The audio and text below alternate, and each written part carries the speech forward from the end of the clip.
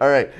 It's topic of the week time. Avengers Infinity War, spoilers and all. So make sure you hit the comments down below and let us know your thoughts. And check the description if you need to jump ahead in the time code. We are going to do major spoilers very soon. So thanks for watching. See you later. Stick with us. They've seen it. Yeah. They've seen it. Everybody's seen it. 650 million. We just said it, right? Yeah.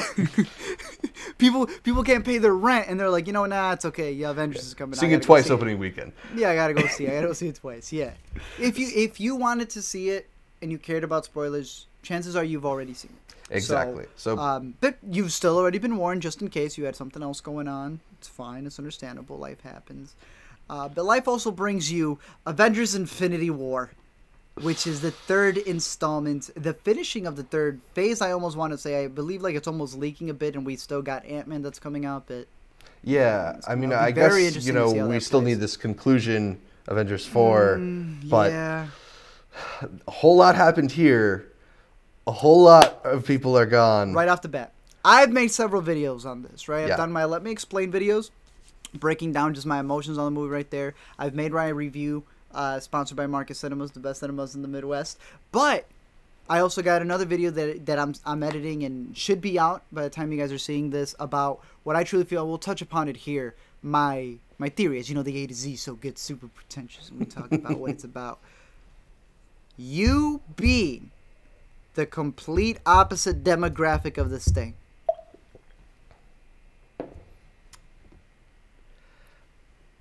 I enjoyed it. I enjoyed the ride. Phew! There's no way you don't. Yeah. No, I mean, I thought this was entertaining start to finish in a way that I did not feel Age of Ultron was entertaining start to finish. Even more so than I felt entertained by the original Avengers film.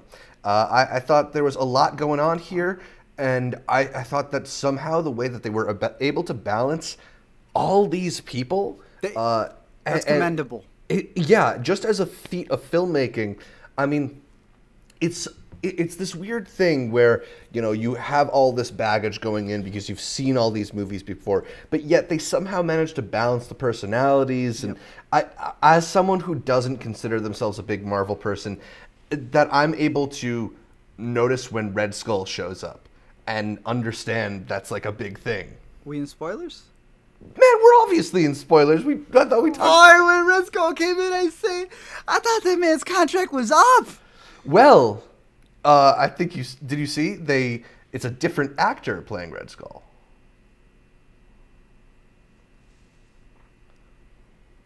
He sounded different. Yeah. I don't know. What's his name? Nicholson? Too busy for it? I forget his name. No, it's Agent Smith. Agent Smith? Yeah. What's his name? Agent Smith. Mortensen? Yeah. He's Agent Smith to me. Yeah, Agent Smith was him. Yeah. Cause I tried noting that the second time around. I was like, oh, Red Skull's coming up. And then I noticed a bit. I'm like, he does sound a bit different than the actor. They swapped him for someone else. Okay. Is there, like, problems with him? Probably.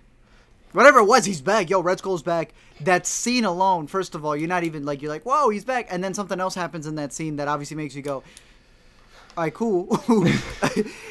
Good, thanks for joining us. But so overall, you liked it. Yeah, I think there's a lot to enjoy about this movie, from the interactions, which are always really fun. The way that they find innovations, or they find new fun ways for people to bounce off of each other. Whether it's just the Spider-Man and Doctor Strange introducing themselves and being like, "Oh, we're using the made-up names" part, stuff like that. It's enjoyable. I love every time that Thor is calling Rocket Rabbit instead of Raccoon. It's all all that stuff was entertaining to me, and I didn't feel as lost in all the story and action as I guessed I would, considering just how many places and how many people and how many ideas are kind of being balanced here. I'm not going to say that this was like a amazing, like one of my favorite movies of the year kind of thing. I was just very solidly entertained from start to finish. That's dope, especially considering that it's 2 hours and 40 minutes, which you need for all these characters. No, yeah, I definitely think they were completely balanced all the way through. At a certain point, right, So you guys know it's the after credit show because we talk about our stuff after the credits. But talking about the post credit scene. Yeah, let's get into that. I've been having this theory that Marvel has practically, they didn't create it, but it's practically become their own. You know what I mean? That's what you're associated with when it comes to a stinger. I feel like one of these days they're just going to end the movie and the after credit scene is not going to be a scene. It's going to be a freaking movie. Like, it's literally just going to, you know what I mean? It's like the end of one episode and you just go straight, like, to the next episode. It's going to, like, pause, do that Netflix thing. Are you still watching? And then just continue it through. That's what I almost thought they were going to do in this one. But what I felt this one did better than a lot of the other ones is that when the movie ends, right, and you're left with that certain point where you go, did all of this really just happen? Did they really just have the balls to end like that? All right, now you still got a little bit else. And that they use that after credit scene to not only establish the next one, but to also remind you, nah, we weren't playing. Yeah, the stakes are real. It's not just Wakanda or Titan where we're seeing the effects. That too, yeah, that they... Well, when that car came out of nowhere, that Children of Men thing, yeah. Or like Leftovers season 1 thing. So that's the thing right there. I was talking to Chase about this. Did you know that Carrie Coon? Yes. From Leftovers plays the chicken. She plays the dark elf looking girl, freaking Magic the Gathering chick. Yeah, her. She's really good at it. It's fantastic. Yes. But her being from the Leftovers, that's what we were joking about. We're like, what if she was like, hey, or they asked her, hey, so how'd they shoot that scene? Yeah, how's that rapture work? Yeah, how'd that go? Just wondering for a friend. So yeah, in the post credits we get the rapturing, I guess we can say, of half of New York City, including Nick Fury and Maria Hill, and not the mother. Yeah. and not the mother, and. I mean, we get the big thing in the end is we get that tag where Nick is sending a message out, and we get the image of the Captain Marvel logo. So we know they're contacting Captain Marvel. If you look at the timeline of what movies are coming out next, we are getting a Captain Marvel movie before we are getting the Avengers 4. So I guess we can... Before? I think so. That's what I was talking to my friend about earlier. That'd be interesting. I thought it was after, but regardless of, she's already been on the set for Avengers 4. We've seen her in the costume, if you've seen those pics over there. But definitely, they're really pushing her to be the next big one. Go ahead. Yeah, so it's coming out... Captain Marvel is coming out in March, and then we're getting Avengers in May. Okay, that's dope. That's good. That's clean. Because I've been hearing a lot that Captain Marvel takes place in the 90s, and that she's... I think, the 80s, I think. Oh, man, why you gotta do me like that? I was hoping the 90s. I'm sick and tired of the 80s. Anyways, Nick Fury, he that's like one of the first superhero he meets or something like that, and they start this whole connection. And then that beeper thing is, I'm still of the belief it's a different dimension, but she is in space. Like, that's what her character is known for. Right. That she would be in space, and that's the way that he communicates with her, and that she would come in to play a big role. Now, narratively, how that ends up becoming a thing, we'll see. Whether she's the one who deals with time travel, that is gonna happen in Avengers, like I'm telling you. One of the biggest things that I've noted is that there's a picture out there where they kind of have like their class photo, right? They're treating it like a class. And what do classes do in school? They have to graduate. So as a graduating class, which is all the heroes that we know now, right? This is getting more into the thematic elements of it. You then need someone to take that place. Yeah. And no one better than someone like Brie Larson, right? Because we've had our Scarlet Witch, we've had our Black Widows, we've had our Gamoras, and I think that they're all very good characters, but none of them have been Iron Man, Captain America. You know what I mean? Right. And she is in a sense, they're putting her for, she's the first, if I'm not mistaken, female superhero-led movie from Marvel. So they're giving her the Wonder Woman effect in the terms of, here is that solo big budget movie, but more than Wonder Woman, which, they did have her, right away being a hero in the Justice League, even though everyone needed Superman. She is going to be the one who plays a crucial part in fixing, not the Avengers, not Earth, the universe from being fixed from this cliffhanger. And when I was mentioning that picture, she is seated front and center, right in the middle, next to Robert Downey Jr. Interesting. Now, Interesting note. Now, pictures speak 1,000 words, and that's like kind of telling you we're putting him. If Robert Downey Jr., as a joke has always been, as Samuel L. Jackson said at the Comic-Con. So, do you guys ever see the script? No. You guys never get an input? No. Only one person does. Robert Downey Jr. And they all laugh. There's half-truths to jokes. Right. And Robert Downey, as we all know, don't disclose that number on the check or how many bags he's got. So to say that someone like Captain Marvel is then going to be at that same league, I think says a lot, not only to the power that her character is going to be, but the shift that is happening. Mm-hmm. You know, we've been talking about Game of Thrones, right? Mm-hmm. And that shift that happened in Game of Thrones from being all this women only being used for sex and very male-driven. Where's the sex now? Oh, Yeah. it's female-driven. We're in a very, like, the feminist movement is Right. also commercial from So? things like Handmaid's Tale and stuff like that. And you see, like you said, the success of Wonder Woman. It would not be surprising to see a female lead of the next phase of the Avengers, not only because we're exchanging one it's happening. captain for another, but Chris Evans has 1,000%. loudly hinted at his exit from the Marvel Cinematic Universe. It's happening, 1,000%. And that's where this big question then comes into play. Star Wars tried doing that. Right. Y'all seen what has happened. Yeah. Mad Max got resurrected out of nowhere. Fantastic movie. And some people said, yeah, but What about she the was a women, little though? she was a little too furiosa over here. You know, it's been happening to a lot of things. And don't get me wrong, I'm also one that's very critical. You know, we were just talking about last week, the DC hired that female director who's never really done any other work, and we're wondering, are they trying to fill a quota, or do they want to find the best director, right? We always want to find the best director, but give everyone an equal chance. Marvel seems to be setting up everything, and I agree with it 100%. You're shifting the tide, and you're putting a female lead. Mm-hmm. Star Wars got backlash. It's going to be so interesting to see what happens when Marvel does it. And I think the major difference here, which is, it's a good point, because not only, Star Wars not only is something that's led by a woman now, but there's also a very prominent black male, and considering T'Challa's role in the future of the Avengers, that might be replicated in the Marvel Cinematic Universe as well.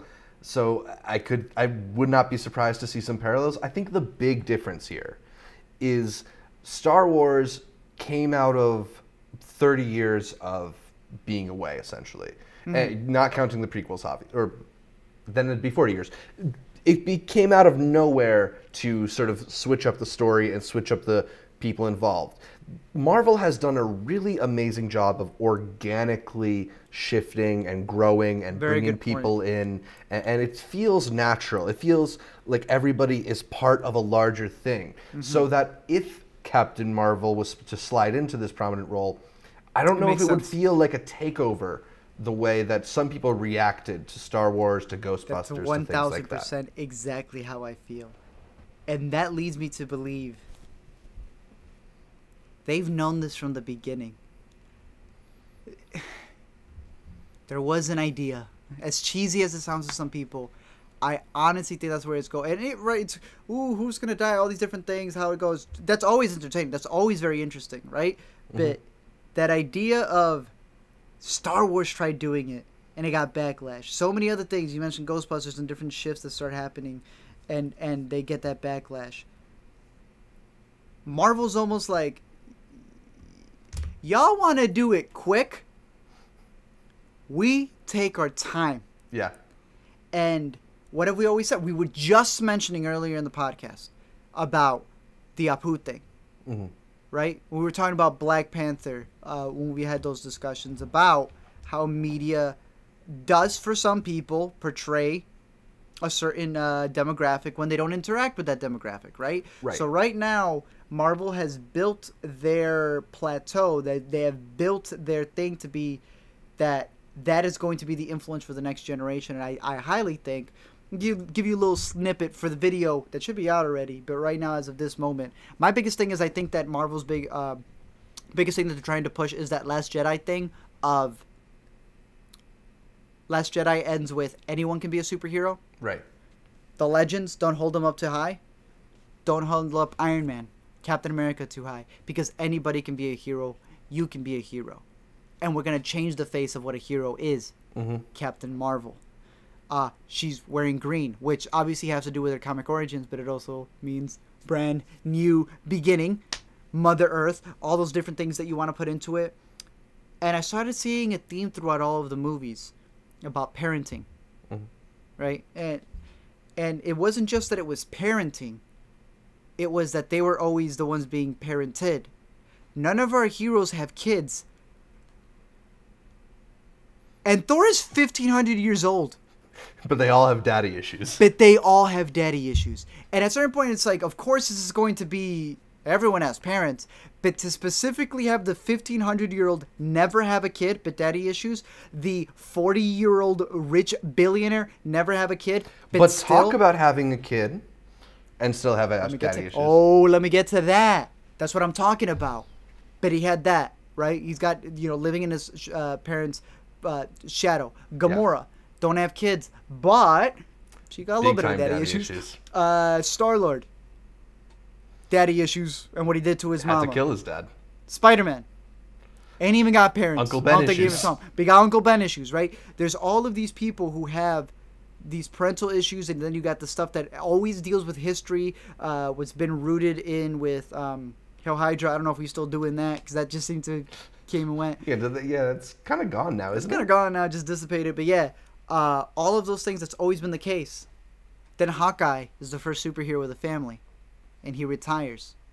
Because some heroes don't need to die, they can retire. So, can I throw out a Hawkeye theory? And I'll credit my boy Ben for Is it giving that me they this disappear idea. and then they come back? It's that Hawkeye returns when his family gets dusted. Yeah. Yeah.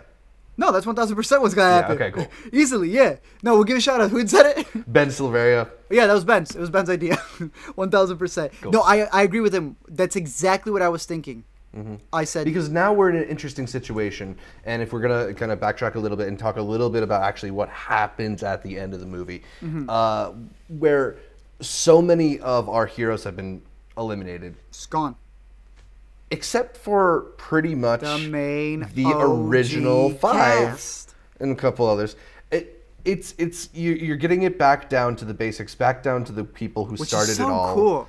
And it's going to be a great way to kind of send them off in style, is bringing them all back together again for this mission. Oh, why you gotta say it like that? Because I don't know I don't know how you felt. The only thing that kind of let me down about that ending was when they so decimated the squad.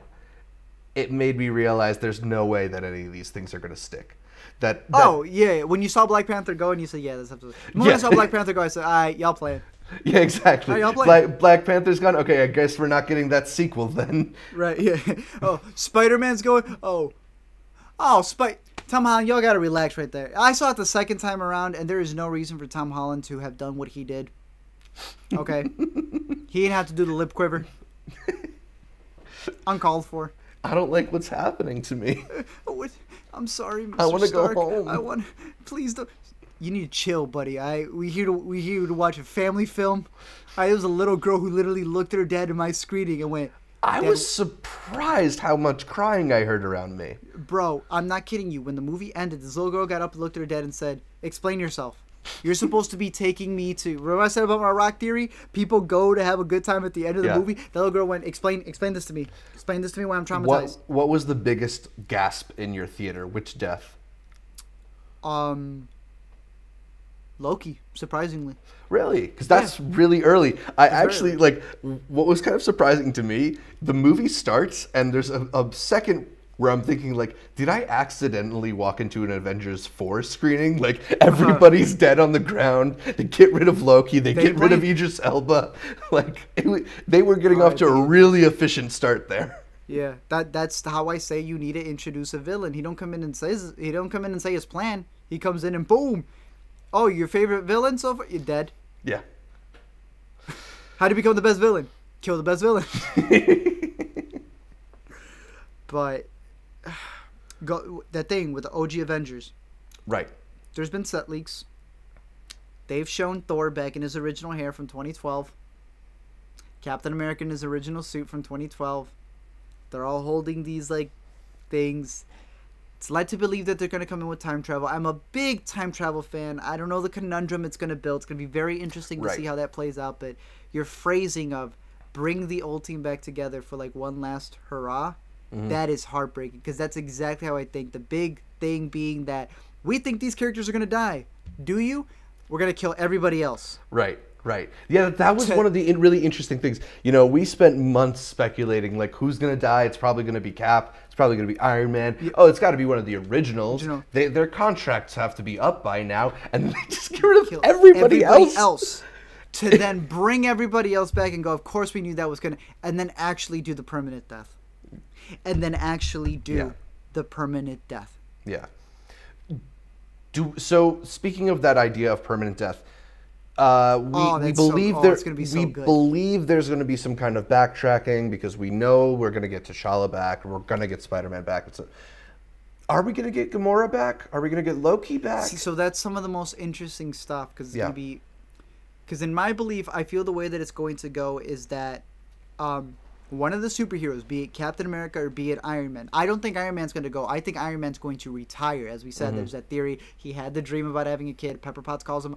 He's having a kid, in my opinion, and that's what he's going to do. He's going to Hawkeye it and retire. I feel like it's going to be Cap or somebody else who's going to sacrifice themselves, and I think it's such an interesting position, because it's not like, you know, like when someone dies for the world and they're already living. It's very noble, but there's a whole different layer when those heroes are literally missing, you know what I mean, and they die to bring them back, giving everyone a year to believe that these, you know, for those who do fall for it, that they're gone.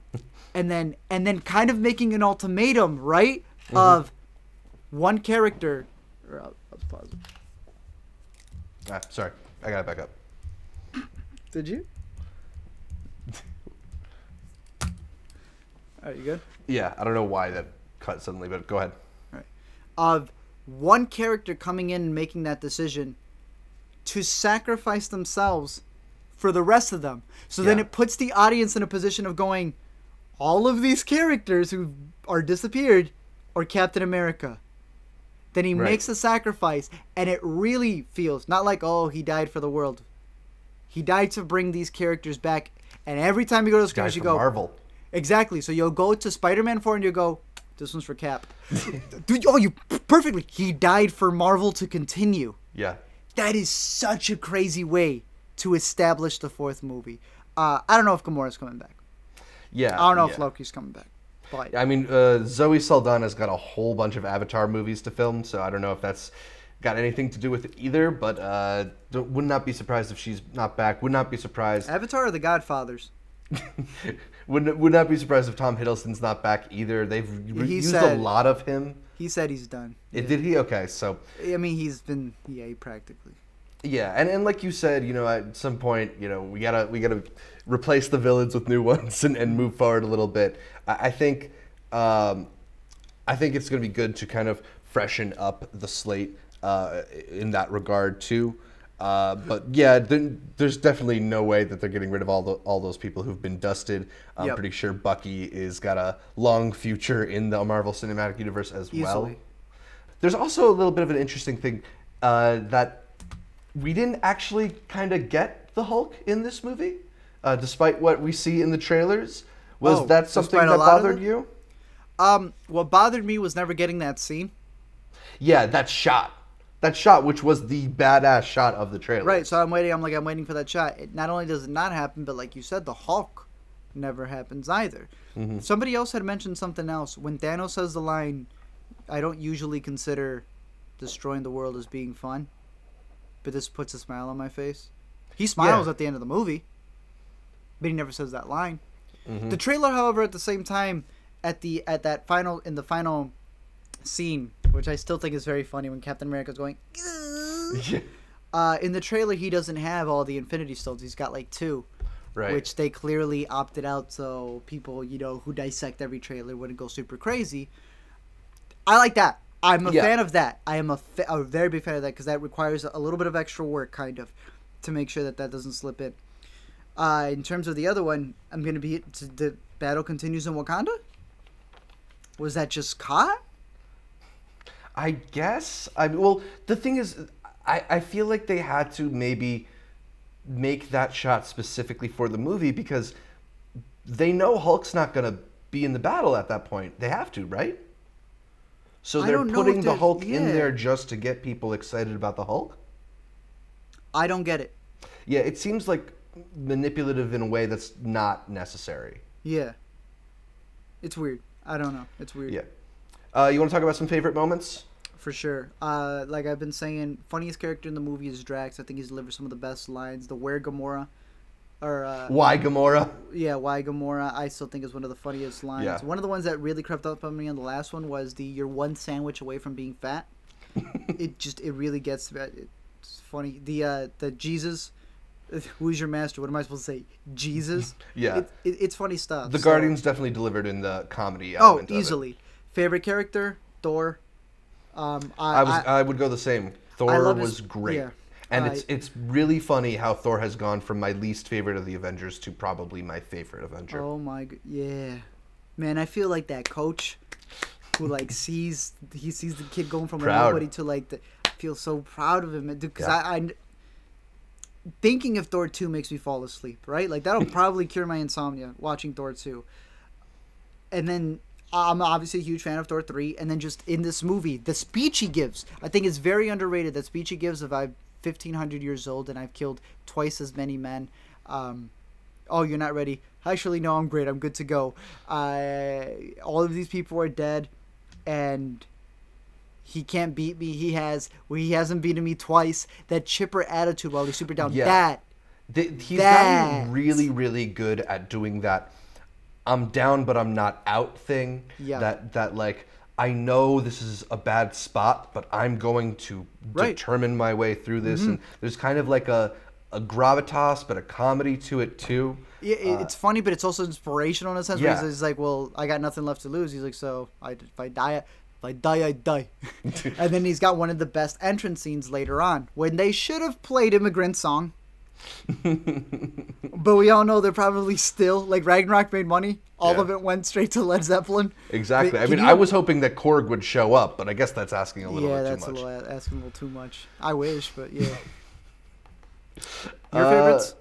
I mean, I'd say that Thor was definitely my favorite character. I love the rabbit's correct and clearly the smartest among you. Stuff like that. I mean, I think they had some fun moments too in Wakanda. I loved when Scarlet Witch shows up during the battle, and what's her name? Dania Guerrera says, "Why was she up there?" Which is what I'm usually thinking during these superhero movies. Is why the powerful one waiting to the end. The best reactionary shots come from her when Hulk, who's in the Hulkbuster, falls, and she literally just goes, "Yeah." That's going to be like one of the most used in 2018. The moment we get a good one of that. And getting back to the whole T'Challa disappearing thing, I mean, while I never really thought that was something that was going to be permanent, her reaction does really help sell that. She's the one who seems most just shocked and devastated and lost in that moment. Oh, I agree 1,000%. Yeah, she's like, out of all the things I've seen in my life, what is this? Yeah. So.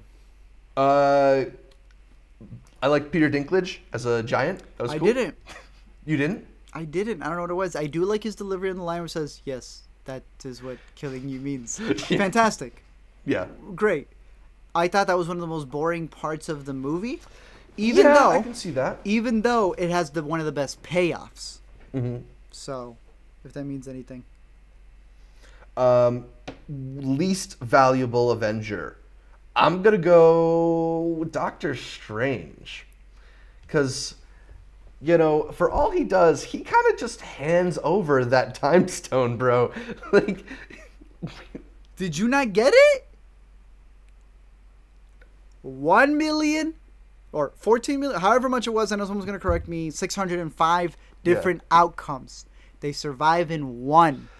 I guess. But in that one, that means the man knew Peter Quill's plan wasn't going to work, but they had to do it. Okay, fine. So then let's go least valuable Avenger is Peter Quill. Have you seen the outrage for Peter Quill? I haven't actually. Are people upset with him? Bro, I just searched up Avengers. I want to see how much it made. It said, Peter Quill is this most idiotic character. I was like, what? What the heck?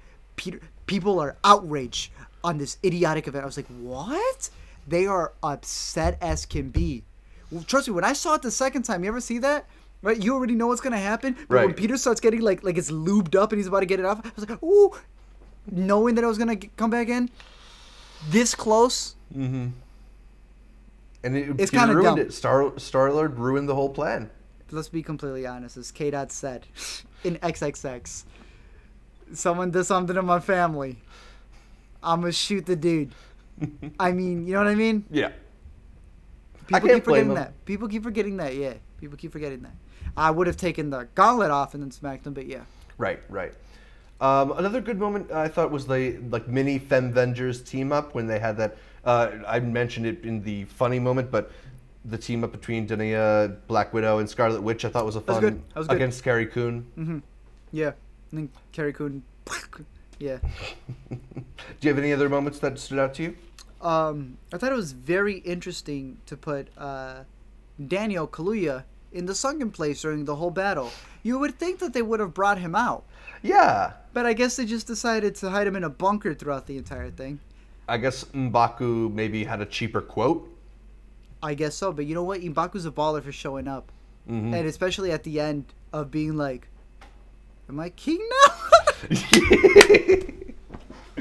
Not so bad. M'Baku was like, so do I take it? Oh, I really don't get why he wasn't there. You know, like I understand Hawkeye. And as much as it is hinted in there, like half of the Asgard people being taken because he only kills half of the people. Right. So Korg and Valkyrie, would be somewhere else. Where is Daniel Kaluuya's character? I really don't get that. I was also wondering, like, where's Ant-Man? I think they mentioned him briefly. They mentioned him, and that's definitely going to be a part of the upcoming movie. It has to be. Yeah, it's the next movie. Yeah. But yeah, I mean, I'll throw out another Ben Silverio theory. His theory is that Ant-Man gets dusted in the after credits of Ant-Man and the Wasp. That's good. I'm gonna give you boy that one. That's good. That's a good one. Yeah, that's a good one. Yeah, we'll see. We'll see. Because that's the theory that a lot of people have had, and that's that all the upcoming movies, Spider-Man and Black Panther, that they all take place before Infinity War. I don't see how that's possible. A lot of people, and I know this because trust me, I do explained in theory videos, and I always get these crazy whatever and very aggressive. And then when they're proved wrong, those people never come back to apologize. Yeah. Right? So right now what I'm hearing is these very aggressives, no, you moron, Black Panther took place 2 to 3 years ago. And it's this, I was like, Black Panther was established in 2018. Yeah. This one, as Tony says, it's been 6 years since the first Avengers, is in 2018. Mm-hmm. So it's months apart. I don't know how a whole event could have happened within a month. So we'll see.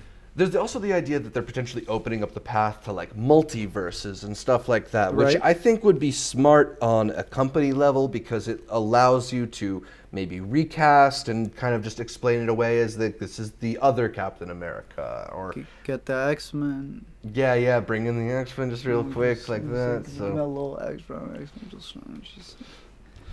Do you think that we're getting some multiverse stuff also in the future? 1,000%. I mean, if we're already doing time travel, what a lot of people have brought up, and I was having this discussion with some of my patrons, and they had mentioned the idea of if you travel to another dimension, that dimension still has the Infinity Stones, and you can bring the Infinity Stones to save your dimension. Just borrow them for a little checkout, right?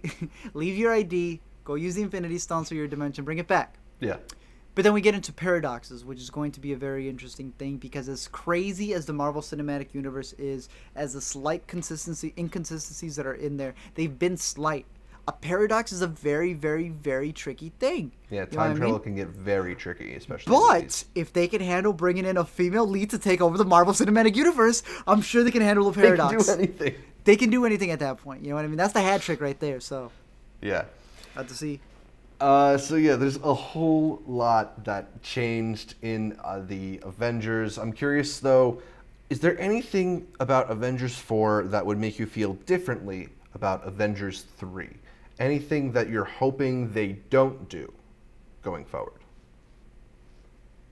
For me, I think one of the big things is that I don't want these dusted deaths to be very easily reversed.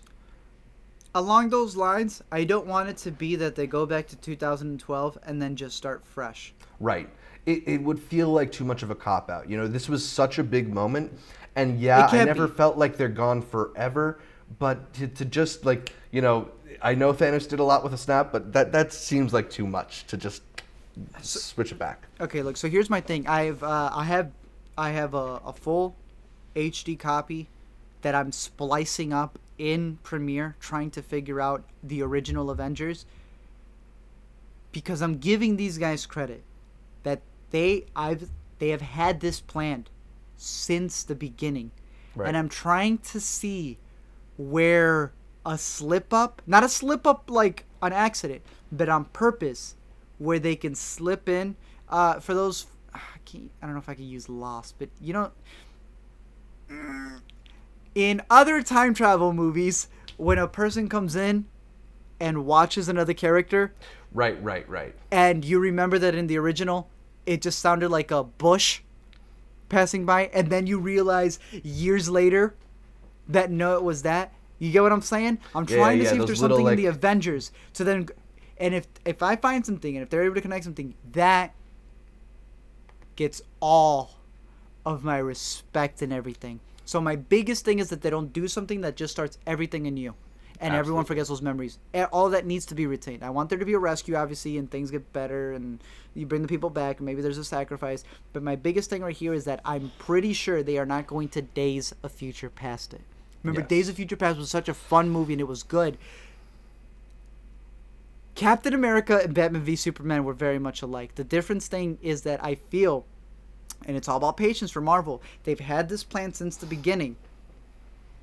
And they could have done Civil War before if they wanted to, but they didn't. So it ended up coming out alongside Batman v Superman. But they're like, we were never copying. It just did. Then Days of Future Past came out and said, wow, they just did it. And they did Quicksilver, and they're like, yeah, but we don't have Quicksilver slated until here. Right. You know what I mean? But they said, it's fine. It's fine. Just let it be. There will be a Days of Future Past-like story because they're going to time travel in the next one. But the difference between this and that is that after Days of Future Past, we need another Days of Future Past because the X-Men... How does the X-Men get a reboot button and then mess it up? That's insane. Fox, what are you doing? It's so bad. Logan is its own timeline for no reason whatsoever. Even though he's the one who fixed... He's the one who fixed Days of Future Past. So what I'm saying here is that Marvel has had a plan since the beginning, and whatever they decide to do with the time travel aspect of it, they know what they're doing, and they're going to have a plan. They are not going to Days of Future Past. They've had something brewing.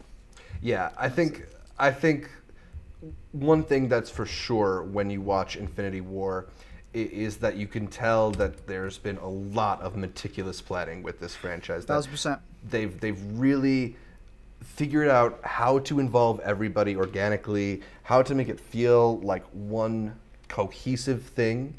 There are much smaller movies than this that feel episodic or segmented, that don't have a flow, that don't have an internal consistency in the way that this movie does.